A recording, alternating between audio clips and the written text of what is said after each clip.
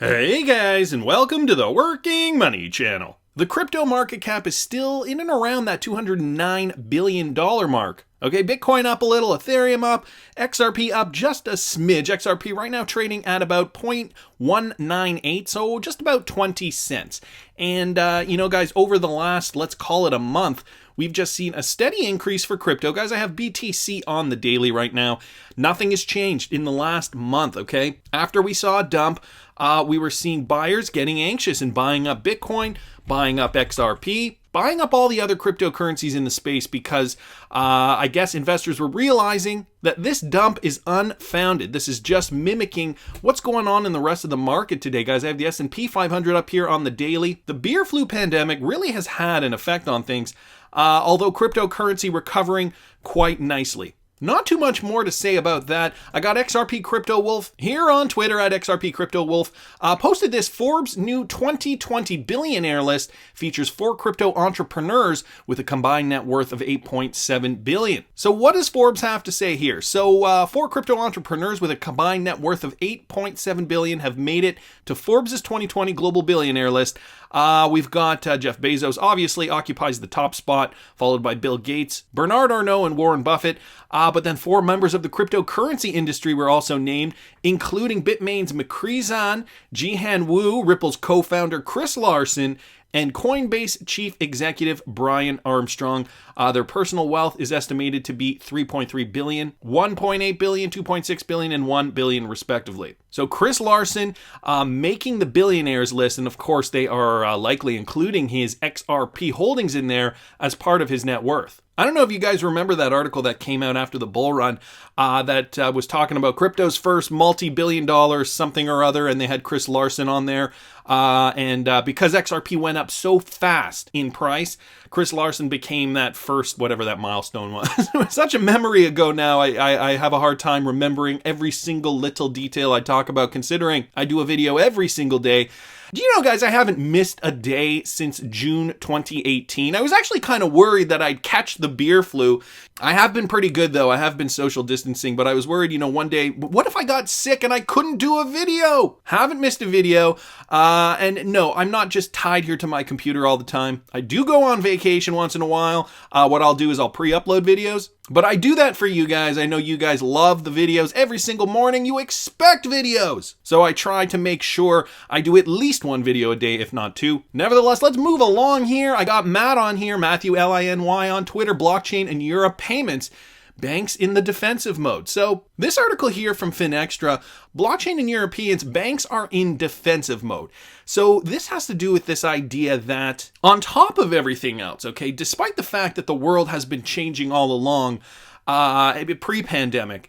Now, because of this pandemic, banks are really feeling the pressure, okay? The European Bank Federation and European Association of Cooperative Banks and the European Savings and Retail Banking Group point out that the crisis has brought to the fore the importance of well-functioning payment services. These 3 groups have put together their vision for payments in the UE over the next 5 years as they seek to meet changes sparked by a mix of evolved customer needs, regulatory action, technology and innovation, and increased competition. Top of the list of priorities is the importance of developing instant payments across the EU that allows for both differentiation of EU companies and the reduction of dependency on the dominant non-EU payment card schemes. But reading the document, not one single word was mentioned about using blockchain or distributed technology, which is distributed ledger technology, which is kind of interesting. The fact that they would not have even mentioned it. It seems banks are increasingly getting in the defensive mode, worrying the disruptive impact of this technology on their business. Well, we've heard Brad Garlinghouse in the past say that, Ripple has created a way to democratize payments for every type of payment service provider. And the big banks see this as a threat because they used to act as first-tier banks to the second-tier banks. What used to happen in the past is if you were a small little bank and you needed to, send a cross-border payments, well, you may not have Nostro and Vostro accounts placed in certain strategic corridors around the world, or rather in certain countries, maybe some of the more exotic countries. So what these small banks would do is they would have to rely on the bigger banks, the first tier banks, the Citibanks of the world, using one example, and they would have to leverage their Nostro accounts in order to make these payments available to their clients. And what they would do is they'd pay Citibank a fee to use those accounts. Well, now Ripple has come into the mix, signing up more partners than ever, and telling these small banks, hey, look, you can use our service and leverage XRP as ODL, on-demand liquidity, so there is no need for Nostro accounts, essentially putting those first-tier banks out of that type of business. So first-tier banks were always kind of skeptical of Ripple to begin with, and I feel like that's where the narrative kind of got confused with cryptocurrency and banks not wanting to use it because we weren't getting the whole story. And then as soon as I started learning more about this, it became clear and it became very obvious why this narrative was present. So that's what was going on in the United States, and apparently same thing is happening in Europe here. So this article is quite lengthy, guys. I will put this article in the description if you want to read the full thing, but they talk a little bit about here a disruption, Swift's defensive stance on everything, how can blockchain improve payments, what are the real benefits, but then they get into the meat and potatoes, so the efficiency, the security and safety, the cost reduction, okay? What does this all sound like to you? Efficiency, security and safety, cost reduction? Well, we know Ripple can solve all of these problems. And they even mention Ripple down here in this Finextra post. So they give a lengthy description of what Ripple is. I'm not going to read the whole thing because it's very standard and very basic information, all stuff we already know. But guys, if you go down here, here's what I found interesting. They talk about the regulatory barriers. So one of the primary barriers is the complex global regulatory framework surrounding money and its underlying infrastructure. Central banks, governments, and regulatory bodies around the world have varying perspectives and attitudes towards blockchain and its implications to critical matters such as money supply, privacy, and financial crime. As a result, most payment-related innovations either get trapped in proof of concept mode with limited options for global scale or end up buried in complicated cross-jurisdictional approval processes. So this is where we're at, and so I'm glad this article popped up because this is where we're at right now. It seems so easy to say, well, why doesn't the US just decide to put cryptocurrency regulation into place? Why is it taking so long? This is a bigger thing when we're talking about cross-border payments. The United States can do what they want in their country, but in order for them to do business with other countries around the world, that focus is at the center of what Ripple is meant for cross-border payments, not so much national payments or inter-country payments. It is imperative for everybody to be on board in order for this to really work out. So finally, it goes on to say, what should banks do? Inevitably, banks will have to reevaluate and revamp their existing payment systems to meet the needs of their customers with or without blockchain. And this is essentially the takeaway here. However, it is increasingly clear that the scale seems to be tipping towards blockchain given the various benefits, including its transparency, speed, and cost of transactions.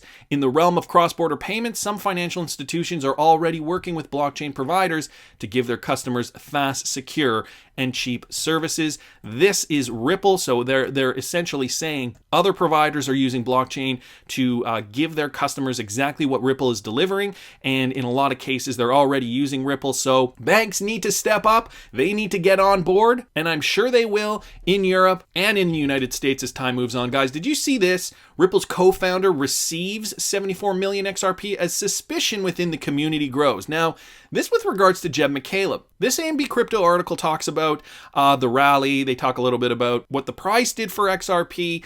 And then the escrow. So according to the Whale Alert, 1 billion XRP was released in 2 installments from the escrow. We know that happened on April 1st.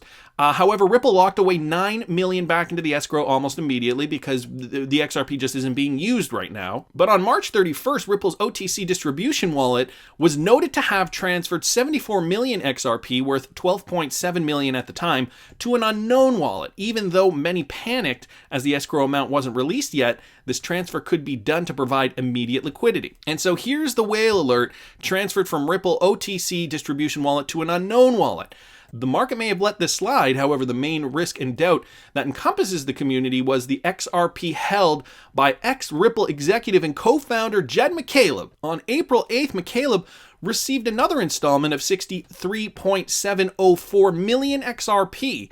McCaleb reportedly has a hold of 4.7 billion XRP and cannot sell it entirely due to various lawsuits. Despite that, many users were skeptical of the co-founder's intentions, as they pointed out. There's crypto rich, and then there's Jed's whale stash of XRP and XLM to live off of for 500 years rich. Very interesting that XRP is being still sent to Jed McCaleb. I thought he was trying to get rid of it, and that's why this lawsuit was put in place, because he can't just dump everything onto the market all at once. There needed to be some kind of mechanism in there so that he could relinquish his XRP on a proper schedule to ensure no hyperactivity within the market. So does this sound a little suspicious to you guys? It sounds a little strange to me, although I'm sure there is an explanation.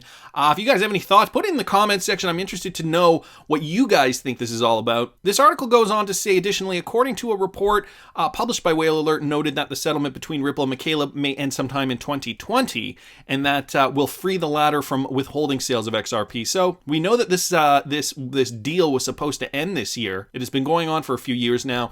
Jed McCaleb, obviously now the CEO of Stellar, moved away from Ripple back a few years ago and founded Stellar. So interesting news there. Saw this though from Wrath of Kahneman at W Kahneman on Twitter, and this is great. Okay, guys, Ripple is specifically described as the reason Visa bought Earthport in this note by the IMTC, the International Money Transfer and Payment Conferences, claiming they intend to partner for a swift alternative. And this guy's from a document posted here from Wrath of Kahneman. I will, it's a PDF here, 4 pages long. I'll link the tweet in the description, and the tweet does have the link right here to that document if you want to read the full thing. But I wanted to read you this. The announcement of Visa of the acquisition for $320 million US for UK-based Earthport to unleash the power of Visa to take it beyond the card, in quotes, and work with Ripple in creating an alternative to SWIFT payments. These guys aren't messing around.